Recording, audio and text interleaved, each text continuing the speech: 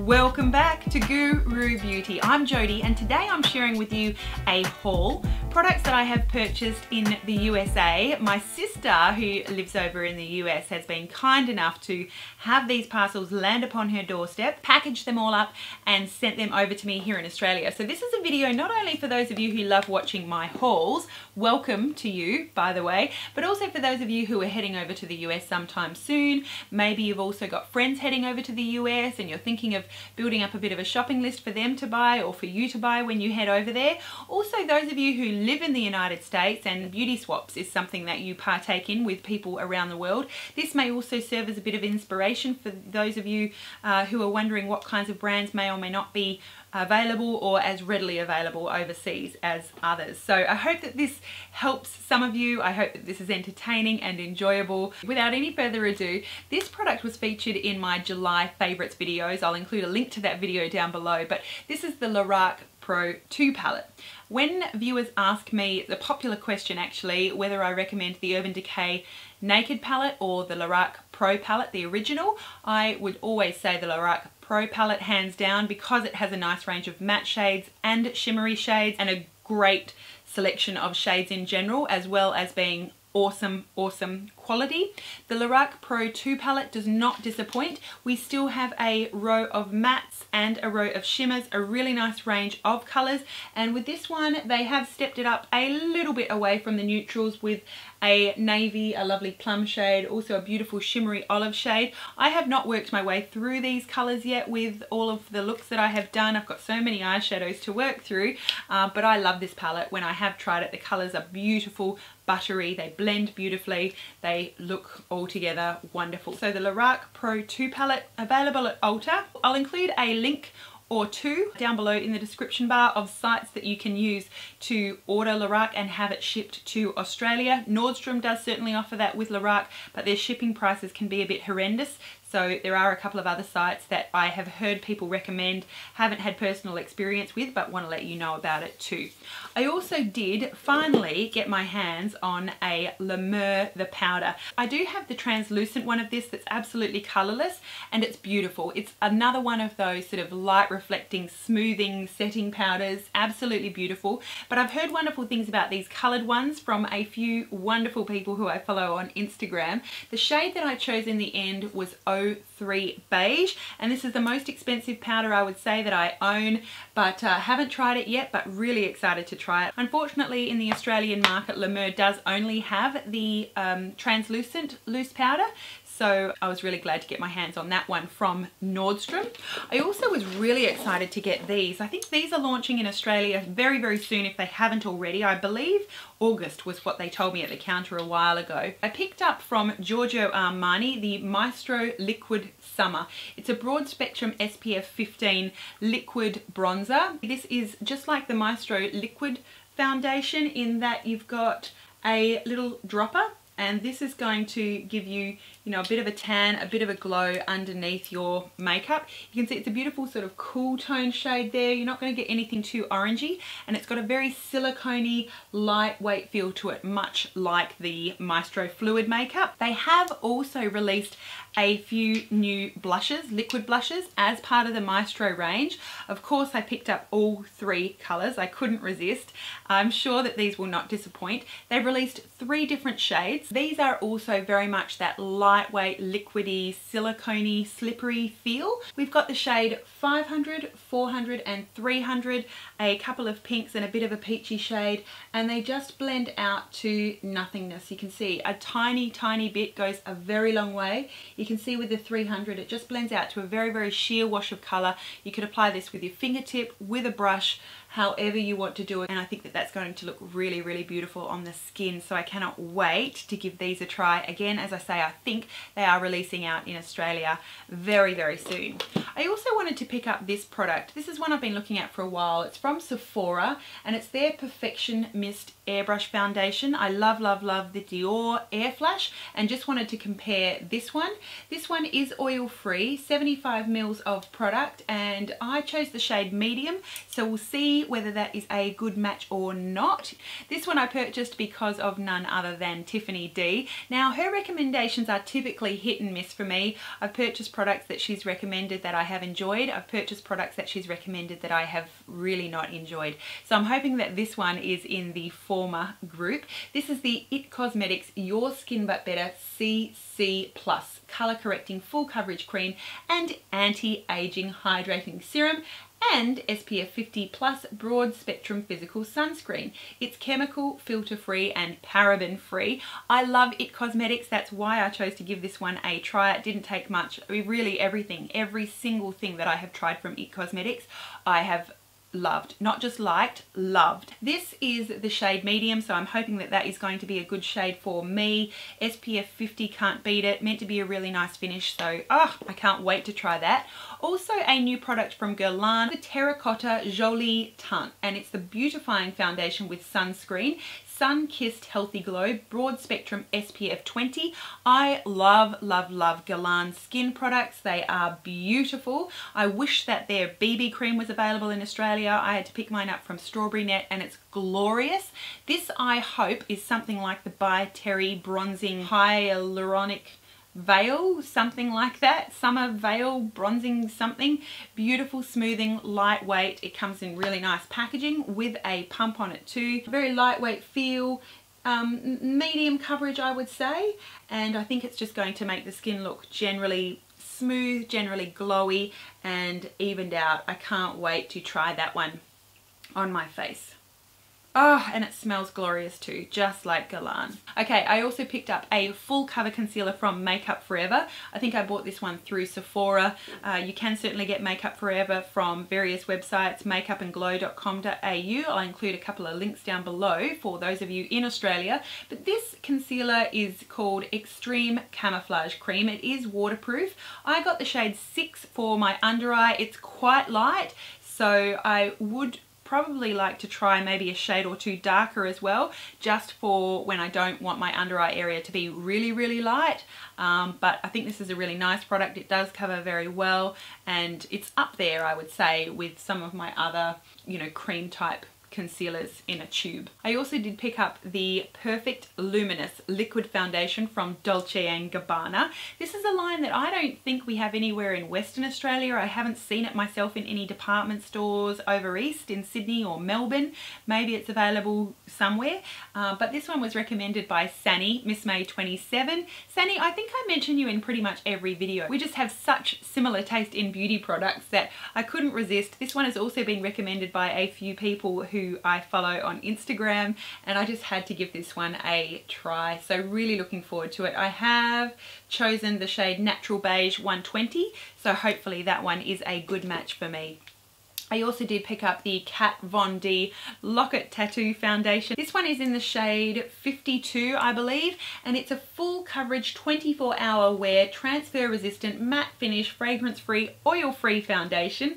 A really cool packaging here. You're still getting 30 mils in a cool plastic pump. Gosh, I hope that Sephora carries Kat Von D when they come to Australia. Another product that I was able to get my hands on that I have had sitting waiting for me in the corner of the room is this wonderful limited edition palette from Nars. This is the One Night Stand Cheek palette. People went gaga for this one when it was out, and my lovely sister had it waiting for me at her house for a while before I gave her the green light to send everything over. So I cannot wait to finally try this palette. Unfortunately, it's not available anymore, I believe, but still really pleased to have that one in my collection. I do love Nars blushes. Also, I picked up another product from Kat Von D. This is the Ladybird True Romance eyeshadow palette. Her eyeshadows are pretty good. I really enjoy the color range. They come with a fantastic eyeliner, and I generally like Kat Von D products. I also have picked up another item from IT Cosmetics. This is the By Under Eye Corrector Concentrate Cream. This is like one of those sort of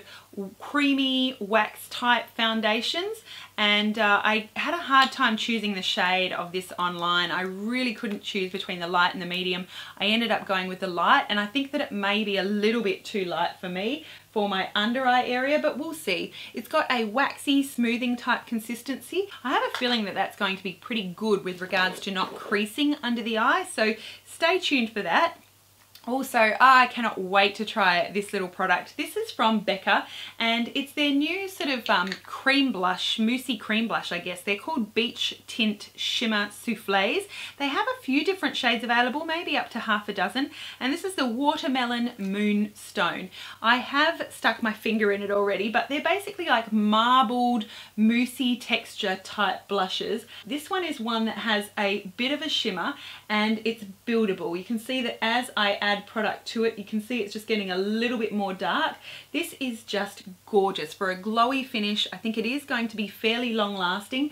I also did decide to pick up a concealer from Marc Jacobs. I haven't used any Marc Jacobs makeup to date. They launched in Sephora a while ago. Remarkable full cover concealer, and I chose the shade number 3 Young. It's a more yellower toned concealer, if you can see right there. So we'll look forward to seeing how that looks under my eye. I'm really on the eternal search, never-ending search for under-eye concealers that I love and adore. The contours of my face make my under-eye circles look even worse than they are. I still try. I love using under-eye concealers. And in fact, here's another one. This one is from US Drugstore. It's CoverGirl and Olay Simply Ageless Eye Corrector. Now they have several shades of the eye concealer here in Australia, but not the number 230 eye corrector. So correctors are meant to sort of work in contrasting colour tones to sort of neutralise shades. A light yellow shade when you compare it with the number 3 Young from Marc Jacobs. I really like the concealers from CoverGirl and Olay, so I think that this is sure to not disappoint. I also picked up a couple of dip brow pomades, one in dark brown, one in chocolate. I think that chocolate is going to be slightly warmer and dark brown is going to be slightly cooler. Looking forward to seeing how these work in terms of texture, feel, how versatile they are, how lightly you can apply them. I love brow products, so I can't wait to play with those. I also picked up a few lashes from House of Lashes. I see these guys on Instagram. I have never tried any of their lashes. I think they had a 3 for 2 deal or something like that. But I picked up a few of the Noir Fairy in black lashes. And these often sell out on their website from what I understand. So I was really pleased to finally jump on them when they were back in stock. Very, very thick, double, triple layer lashes is what they look like around the actual band, and then they sort of flare out. They certainly look beautiful in the pictures that I've seen of them on Instagram. Cannot wait to get into those. I also did pick up a few Kevyn Aucoin products. This is going back before they changed their packaging too. So I picked up their Celestial powder in Candlelight, also their sculpting powder in medium, and adding to my Kevyn Aucoin Pure Powder Glow blush collection. This is the shade Dolce in Apricot. And this is what they look like on my hand. A beautiful champagne-y shimmer that has been really raved about here on YouTube. The Candlelight shade. We've got a very cool toned, very, very matte shade there with the sculpting powder. And then the Dolce blush is just a beautiful coral shade of blush. Very smoothing. They're very powdery. It certainly doesn't take much to get that pigmentation on my hand. Really, really pleased to have those from Kevyn Aucoin. Beautiful makeup line. I did also pick up an eyeshadow palette from Marc Jacobs. This one is the 206, the Lolita. Guess what? I really was overdue for another neutral palette. So, you know, another neutral palette never goes astray. I'm sure I will find a way to use this every so often when I'm after a daily office appropriate look. I've seen this reviewed very favourably. I may have seen 1 or 2 not so fantastic reviews about this palette. So looking forward to making up my own mind there and letting you know if I love it. Marc Jacobs is another one that I hope that Sephora brings to Australia. That would be fantastic. I did also pick up the Narcissist eyeshadow palette. This one is still available at Sephora online. I don't think that Mecca Cosmetica are bringing it back. They sort of did a one-shot release, sold out, and that was it. That is a 15 shade pan palette of Nars eyeshadows. Now, some love this palette, some are very unimpressed with this palette. I love Nars eyeshadow singles, I love Nars eyeshadow duos. I really quite enjoy most Nars eyeshadow palettes, but from what I've read, this one is hit and miss, so I can't wait again to decide for myself whether that is a must-have or a must-not. We're almost at the end of this, just 3 more products to go. I did pick up the Naturally Pretty IT Cosmetics eyeshadow palette. Again, I have never been disappointed by IT Cosmetics. This is is their eyeshadow palette that consists of a bunch of neutrals, and I think most of those are matte, and then they've got a transforming pearl which can make those mattes look a little bit more pearl finished. I don't really know about what that means to me, whether I care too much about it, but the fact that it's neutral shades and that it's IT Cosmetics, I'm expected to really quite enjoy that eyeshadow palette. I must say I dislike the packaging very, very much. It's like a squishy plush or sort of fake velvet in this mushroomy pink shade. It looks very, very grandma to me, and with the gold sort of peel off writing on it, it just looks very, very aged and old and not nice or modern at all to use. The label on the back is just like a plastic strip that almost feels like it would just peel off the velvet. It's like a stick-on plastic sticker.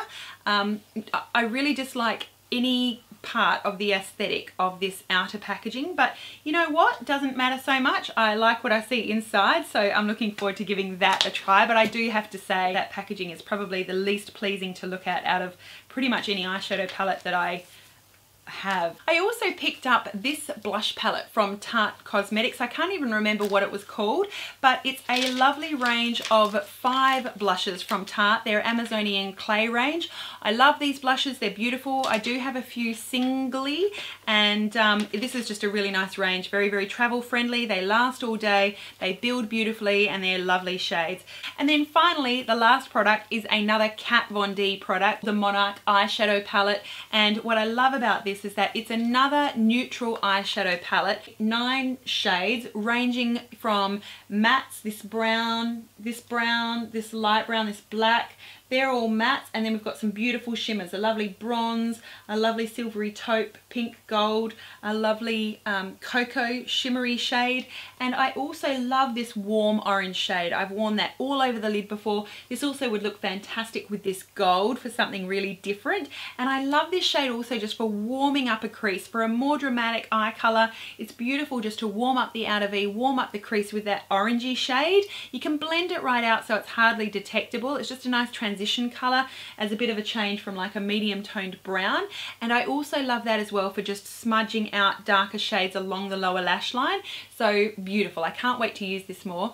And also very, very similar to the Too Faced Chocolate Bar palette, which I have reviewed recently. I'll include a link to that review down below. By the way, secret, it was a thumbs up review. I love that they have given more space to the highlight shades. From my experience with palettes, they're only useful as long as you're using, you know, all of the shades in the palette. It's awful to just use 2 shades, run out of them, and then the rest of the whole palette just goes to the back of the drawer. It's such a shame. I find that I always go through the highlight shade much faster than any of the other shades. It sort of covers more surface area, and it's an everyday shade. Regardless of what look I'm going for, I'll always use the highlight, either in the inner corner, the brow bone, all over the lid, something.